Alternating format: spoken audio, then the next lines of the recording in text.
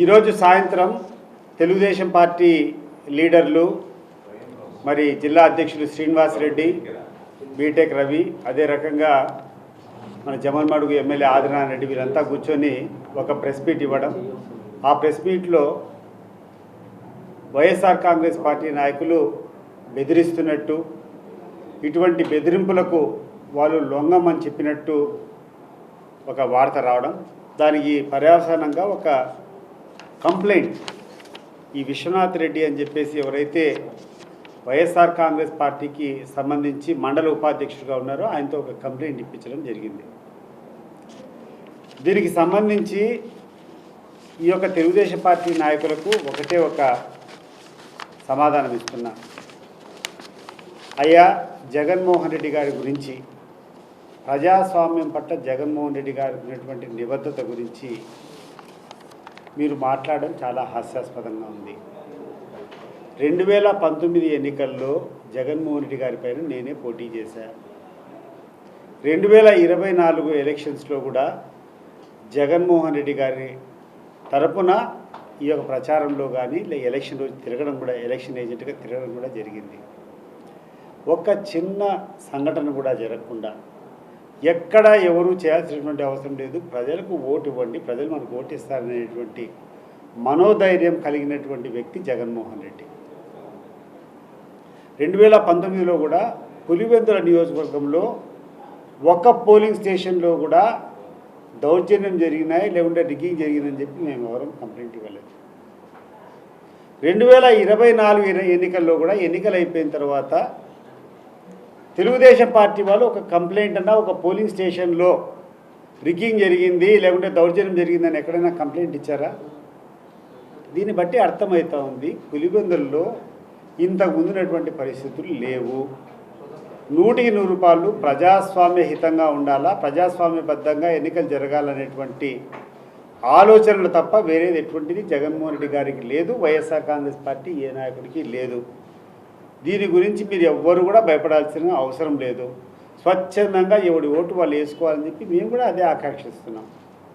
కాకపోతే ఈరోజు మీరు ఈ రకంగా ఒక వ్యక్తిని లోపరుచుకొని, ఒక వైఎస్ఆర్ కాంగ్రెస్ పార్టీ ఉపమండలాధ్యక్షుడిని లోపరుచుకొని అతనితో బెదిరిస్తున్నారని చెప్పి ఎవరైతే బెయిల్ మీద ఉన్నారో వాళ్ళందరి మీద కంప్లైంట్ ఇస్తున్నారు. ఇది న్యాయమా అని చెప్పి నేను అడుగుతున్నాను.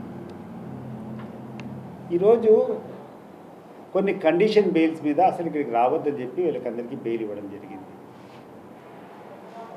ఈ బెయిల్ క్యాన్సిల్ చేసేదానికి ఒక కుట్ర పెట్టుకొని అతనితో కంప్లైంట్ ఇచ్చినాడు తప్పితే, ఒకవేళ నిజంగా ఆయన తప్పు మాట్లాడింటే ఈరోజు ఏ ఫోన్లో కూడా రికార్డ్ చేసుకునేటువంటి ఫెసిలిటీ ఉంది. మరి ఏ ఫోన్ అయితే అతను కూర్చొని ఈరోజు మీకు డేటా చూపిస్తున్నాడో ఆ ఫోన్లో రికార్డింగ్ ఫెసిలిటీ ఉందో లేదో చూద్దాం కదా.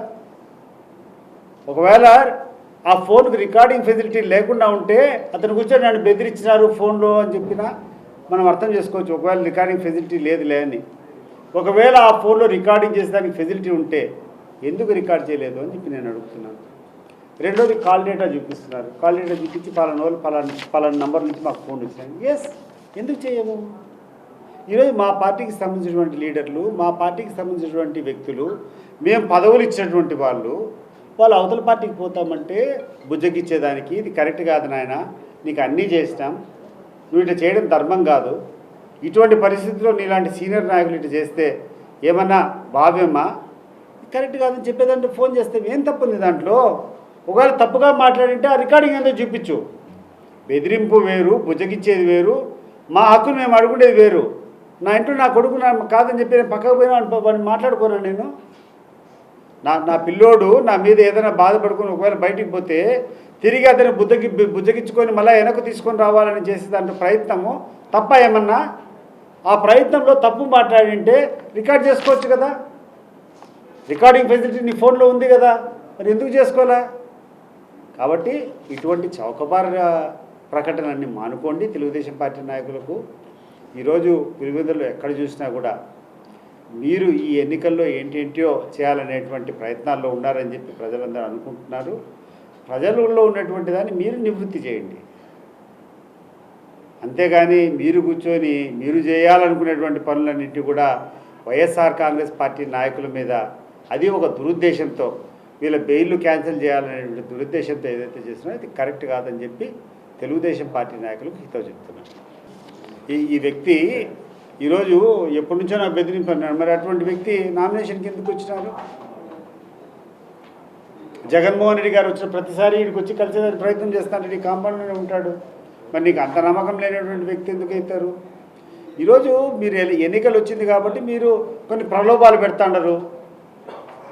మీరు కొన్ని ప్రలోభాలు పెట్టి ఈ పార్టీ వదిలిపెడితే ఏంటంటే తాయిలాలు ఇస్తామని చెప్తా ఉంటారు. కొంతమందిని కూర్చొని ఏదైనా చిన్న చిన్న వ్యాపారులు చిన్న చిన్న ఉద్యోగాలు చేస్తుంటే ఉద్యోగాలు తీసేస్తామని బెదిరిస్తూ ఉంటారు.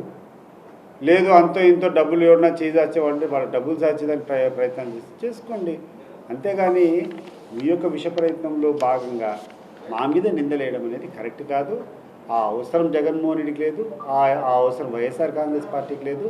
స్వచ్ఛందంగా ఎన్నికలు జరిగేదానికి మేము 100% కోఆపరేట్ చేస్తాము. ఒకవేళ మీరు కోఆపరేట్ చేయకుండా జరిగే రకంగా ప్రజలందరూ కూడా పూనుకుంటారు. ఇది ఈరోజు జరగబోయే పోరాటము ప్రజలకు సంబంధించినటువంటి పోరాటం. ఈరోజు పులివెందుల ఈ స్థాయిలో ఉంది. పులివెందుల్లో ఇంత పెద్ద ఎత్తున డెవలప్మెంట్ జరిగింది. పులివెందులో ఇంత పెద్ద ఎత్తున కాలేజీలు వచ్చినాయి, జేఎన్టీయూలు వచ్చినాయి, మెడికల్ కాలేజీలు వచ్చింది. ప్రతి ఒక్క మండలానికి పాలిటెక్నిక్ కాలేజీలు వచ్చినాయి. ప్రతి ఒక్క గ్రామానికి నీళ్లు పోతున్నాయి. ప్రతి ఒక్క ఊరికి బ్రహ్మాండమైనటువంటి రోడ్లు ఉన్నాయి. దేనివల్ల వచ్చినాయి? ఈరోజు పులివెందులకి ఇంత గుర్తింపు ఏ కుటుంబం వల్ల వచ్చింది? దాన్ని మర్చిపోయి లేనిపోటీ అన్నీ మీరు అబద్ధాలు ఎవరో ఒకరినో ఇద్దరినో తీసుకొని మీ ప్రలోభాలు పెట్టుకొని వాళ్ళతో ఎటువంటి కంప్లైంట్ ఇచ్చేది కరెక్ట్ కాదు.